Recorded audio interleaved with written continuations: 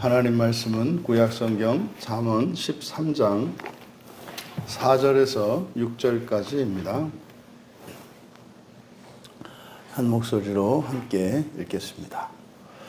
게으른 자는 마음으로 원하여도 얻지 못하나 부지런한 자의 마음은 풍족함을 얻느니라. 의인은 거짓말을 미워하나 악인은 행위가 흉악하여 부끄러운 데에 이르느니라. 공의는 행실이 정직한 자를 보호하고 악은 죄인을 패망하게 하느니라. 아멘.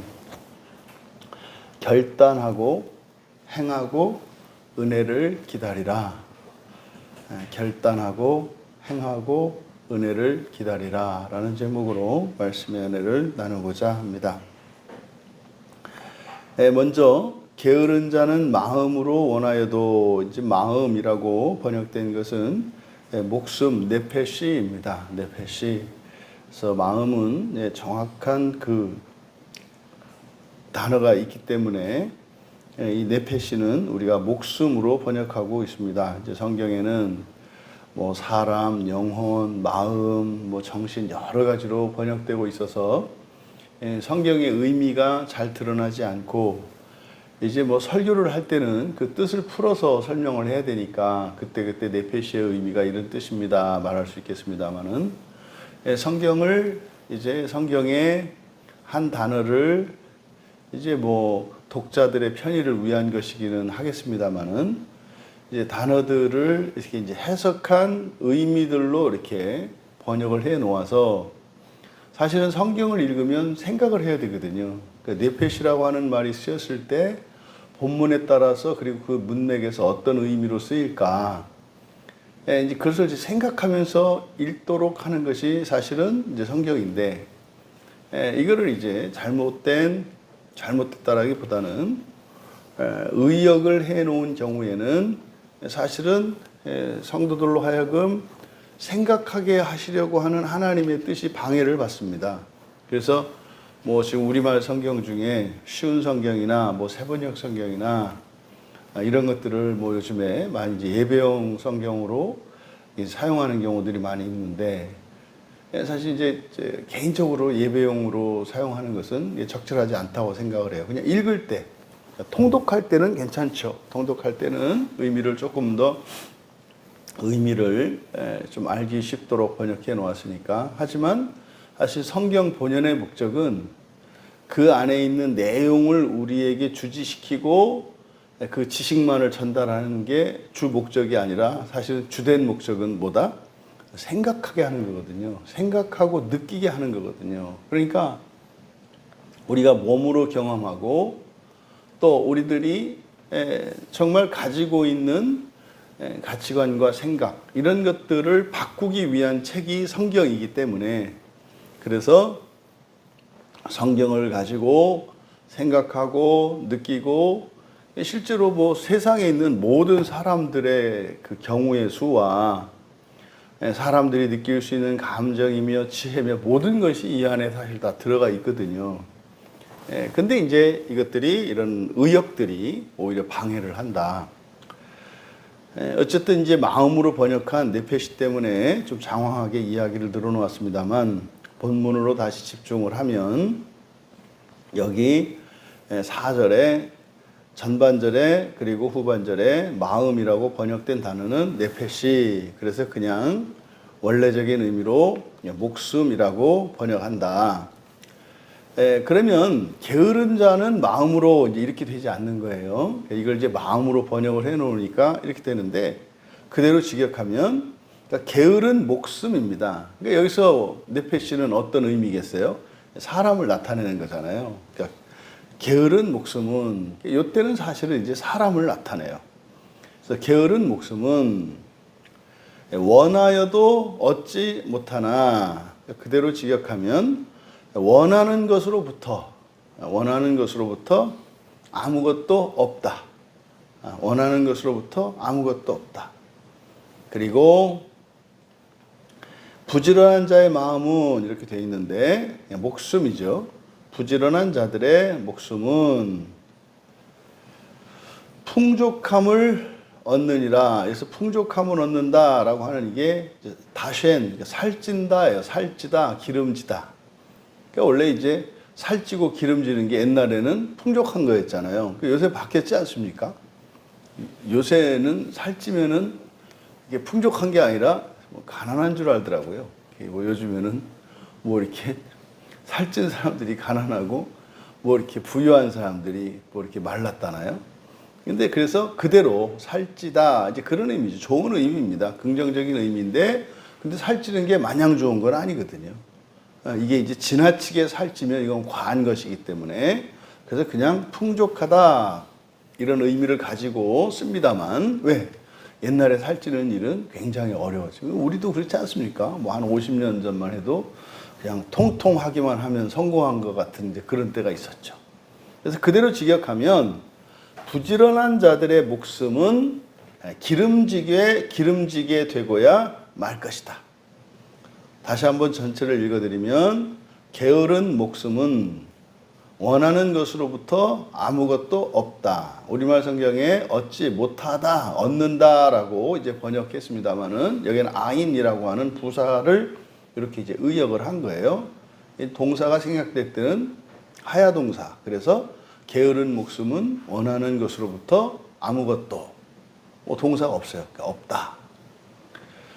부지런한 자들의 목숨은 기름지게 되고야 말 것이다. 여기서 지금 말씀하고자 하는 바 아무것도 하지 않고서는 어떤 것도 얻을 수 없다는 것을 말하는 거예요. 이게 우리 기독교인들에게 하나님의 은혜를 강조할 때 자칫 빠지기 쉬운 오류입니다. 그러니까 하나님의 은혜라고 하는 것은 우리의 어떤 공로가 될 수 없다는 거잖아요. 하나님이 주시는 그것에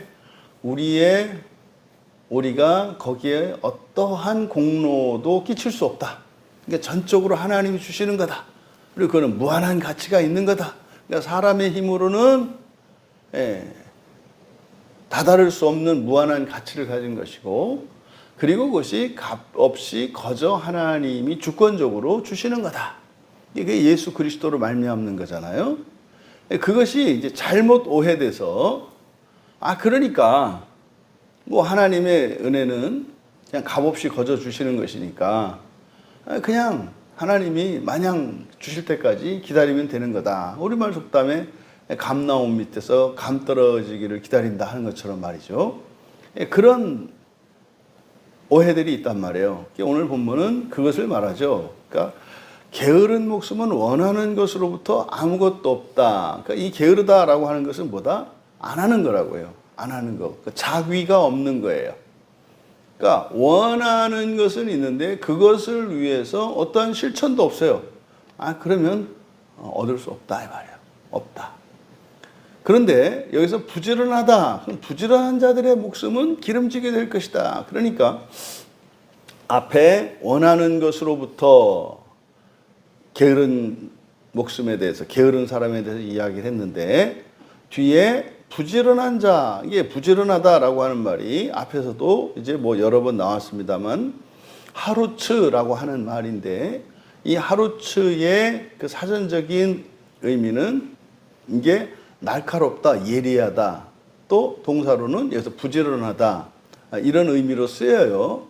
그런데 히브리에서는 동사나 형용사나 명사가 하나의 품사로만 쓰이는 게 아니라 다른 품사로도 이렇게 전용이 됩니다.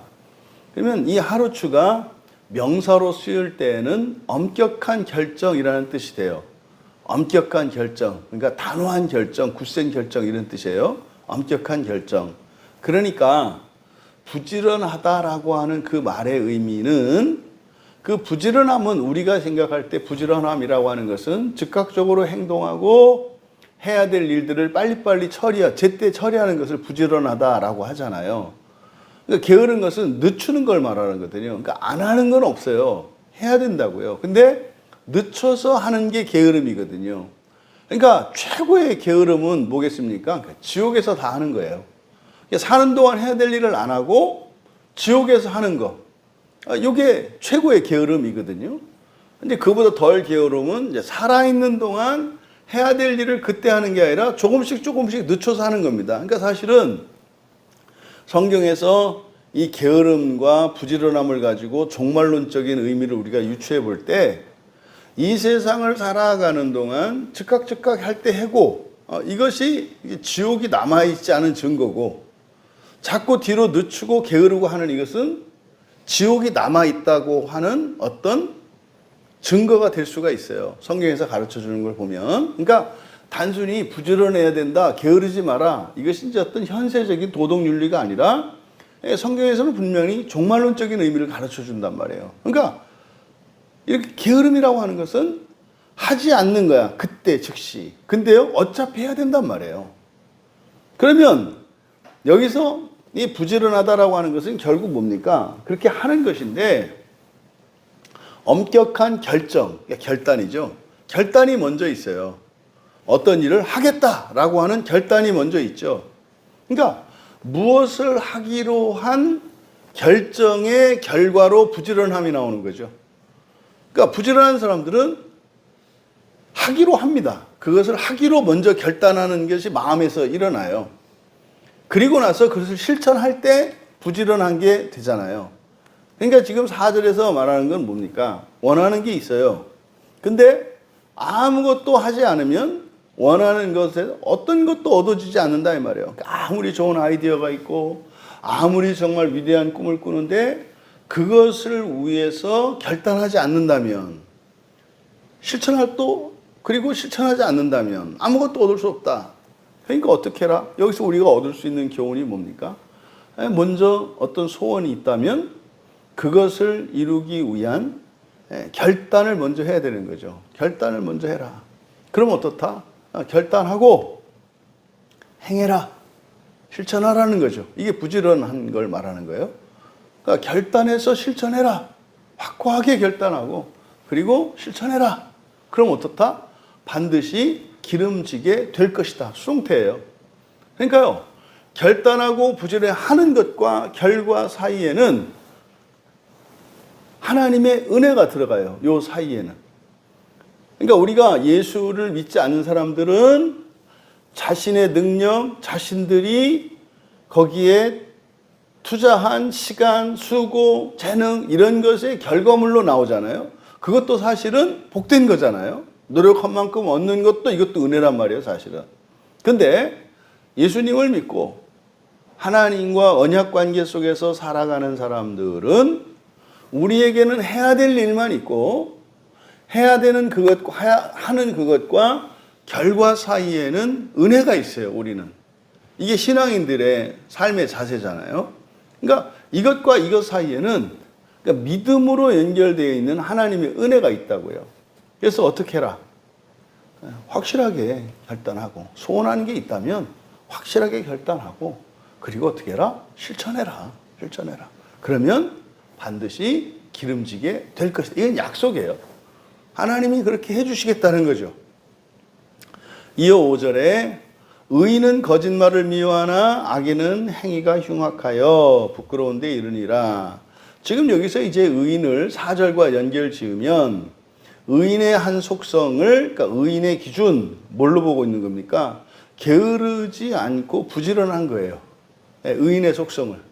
그러면 여기서 의인이라고 번역된 이게 차디크니까 의로운 자입니다. 의로운 자. 의로운 자는 거짓말을 미워할 것이다. 그럼 이때 거짓말은 뭐겠습니까? 4절과 연결지어서 생각하면 뭐겠어요? 결단한 것을 번복하는 거죠. 소원하는 게 있어? 근데 그걸 하기로 했어? 근데 그걸 하지 말아야 되겠다. 이걸 말하는 거죠. 그러니까 번복한 겁니다. 그것을 사악하다고 얘기하는 거예요. 그러니까 결정한 것을 번복하는 거. 이걸 거짓말이고, 이 거짓말이고, 거짓말을 미워하는 것이 의로운 자들의 특성이고, 그러니까 의로운 건 뭡니까? 완전을 추구하는 자, 완전한 자 아닙니까? 지상을 살아가는 그리스도인들은 그리스도의 은혜로 전가된 의를 갖고 있어서 존재론적으로는 의롭지 못하지만 의로운 상태를 우리를 목표로 향하여 살아가잖아요. 그래서 불완전한 의인이란 말이에요. 우리 신자들의 현재의 상태가. 근데 그들은 어떻다? 거짓말을 미워한다. 거짓말은 뭡니까? 소원을 품었고 그것을 이루기 위해서 결단했던 그것을 바꾸는 걸 말해요. 그러니까 거짓말을 미워한다는 게 뭡니까?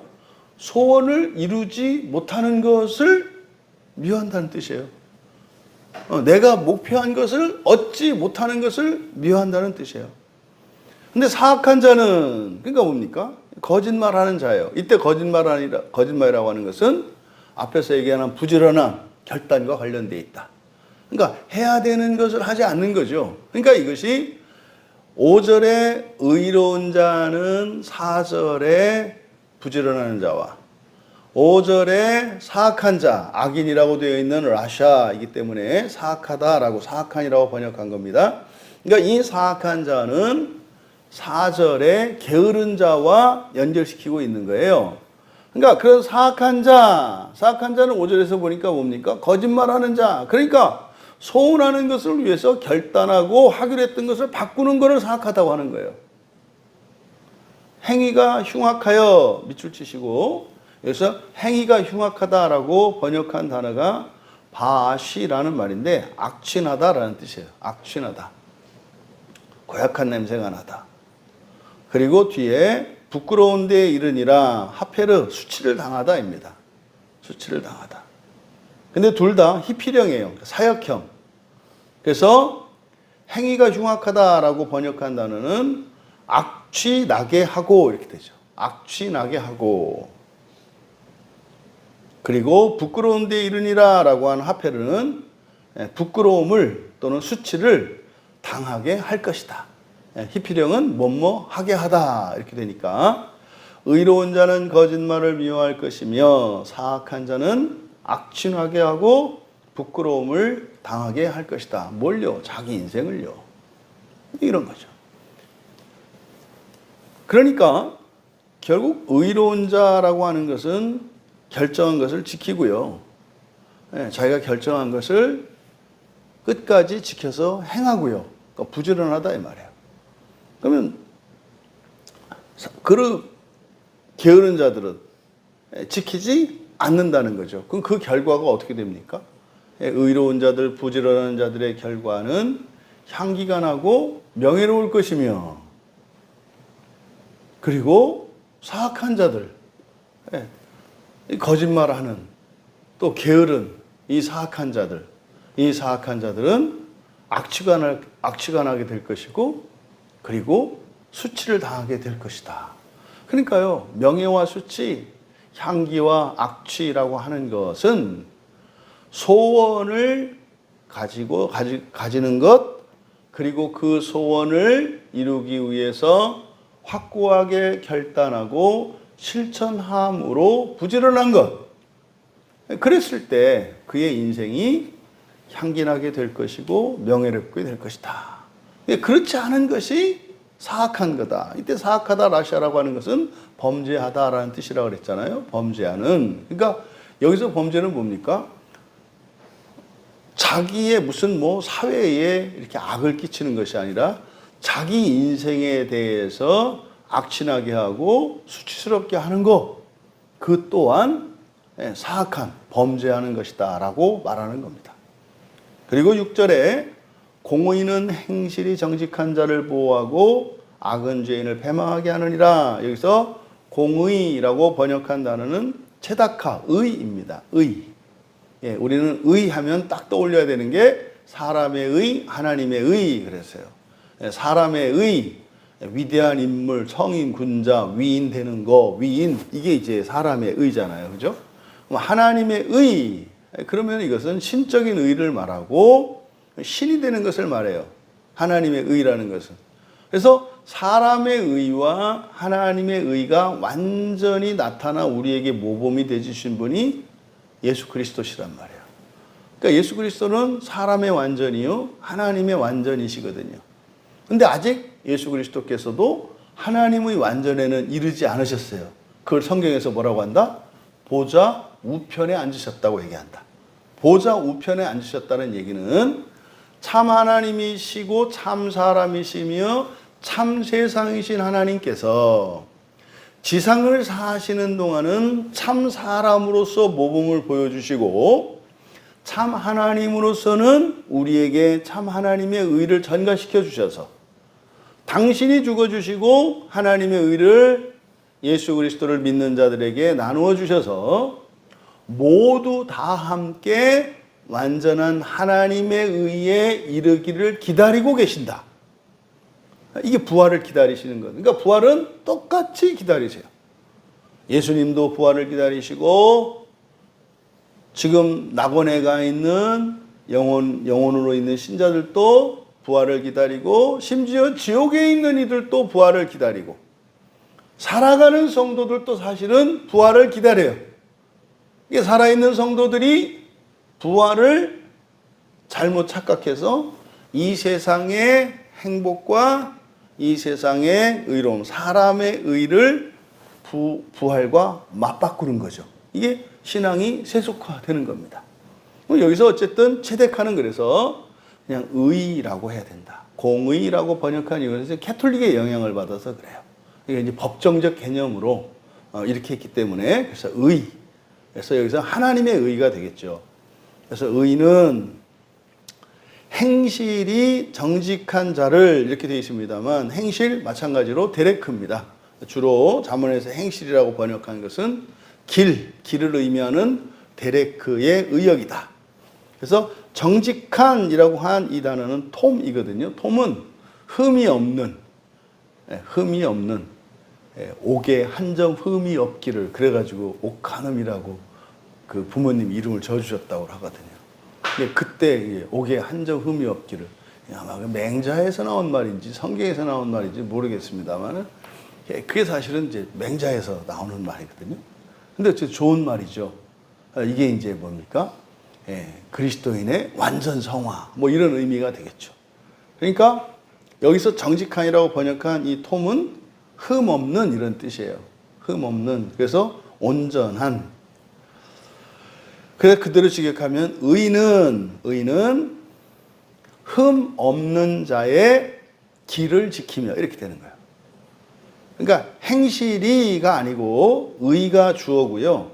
의는 흠 없는 자의 길을 여기 목적어입니다. 흠 없는 자의 길을 나차르 보호하고 지키며 의는 흠 없는 자의 길을 지키며 그 다음에 악이라고 한 것은 라샤 이건 라샤의 명사형이에요. 사악함이죠. 그러니까 불법, 사악함 이런 거겠죠. 그러니까 사악함은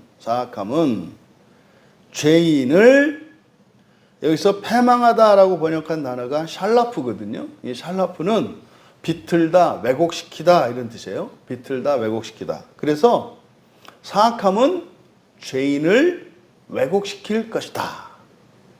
그러니까 이게 무슨 뜻입니까? 의는 흠없는 자의 길을 지킨다. 그래서 의는 이제 하나님의 의잖아요. 그럼 우리 편에서는 전가된 하나님의 의예요. 그렇죠? 그 은혜는 하나님의 은혜로 우리에게 주어지지 않습니까?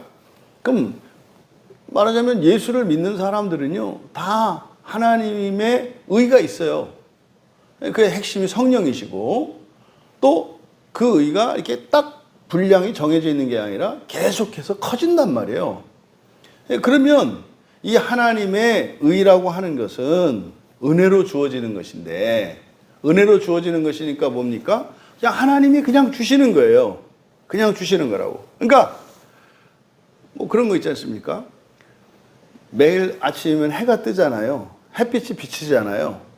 그러니까 그거는 사실은 우리가 막 노력을 해서 해를 얻는 게 아니잖아요. 근데 햇빛을 쬐려면 어떻게 해야 돼요? 해가 있는 곳으로 가야 되잖아요. 그러니까 내가 해 있는 곳으로 갔기 때문에 햇빛이 비치는 게 아니죠. 그러니까 해와 같이 하나님의 의는 은혜로 부어져요. 근데 그 은혜를 누리려면 어떻게 해야 돼요? 거기에 가야 된단 말이에요. 그래서 여기서 말씀하고자 하는 것은 의는 흠 없는 자의 길을 지킨다라고 하는 이게 뭡니까? 그러니까 하나님의 의가 은혜로 주어지는데 그냥 막무가내로 막 주어지는 게 아니다. 그러니까 막무가내로 얻어지는 게 아니다 이 말이에요. 그러니까 무차별적으로 부어져요. 은혜로 값없이 거저. 그죠? 근데 그것을 누리는 것은 어떻게 해야 된다는 거예요? 흠없는 자의 길을, 그러니까 우리가 어떻게 해요? 흠없는 자의 길이니까 흠없는 자가 되라는 것이, 흠없는 자이어야 한다는 뜻이 아니라 흠없는 자가 되기 위한 길이죠. 이게 성화의 길이고 말씀을 따라 살아가는 삶을 말해요. 그러니까 바로 은혜의 길을 가고자 할 때, 흠없는 사람이 되고자 할 때 하나님의 은혜를 누린다 이 말이에요. 그러니까 그늘에 있으면서는 햇빛을 쬐을 수 없다 이 얘기입니다. 그것을 보다 흠없는 자의 길. 그래서 흠없는 자의 길이라고 하는 것은 그 사람이 흠없다는 뜻이 아니라 바로 흠 없게 되기 위한 길, 흠 없는 자가 되기 위한 길, 이제 성경을 말씀하는 거다.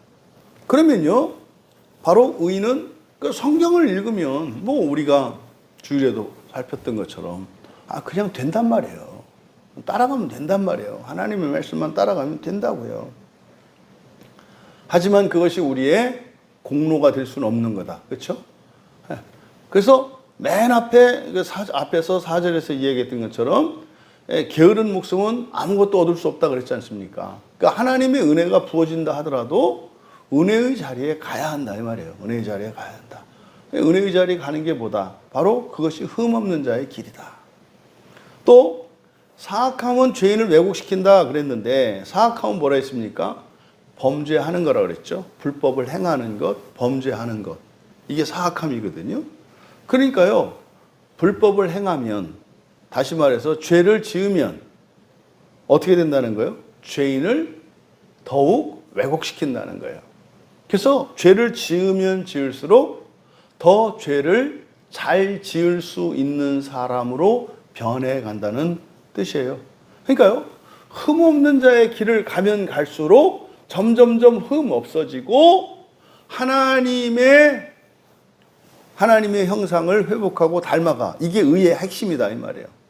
근데 신자라 할지라도 이렇게 불법을 행하면 행할수록, 이때 불법이라고 하는 것은 도둑질하고 이렇게 생각하면 안 되는 거예요. 여기서 불법은 뭡니까?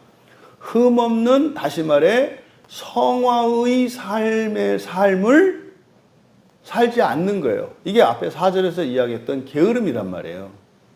늦추고, 그러니까 안 하는 것뿐만 아니라 늦추는 것도 마찬가지다 이 말이에요. 그러니까 그러면 어떻게 된다? 점점점 더 불법을 저지르게 된다. 이런 거죠.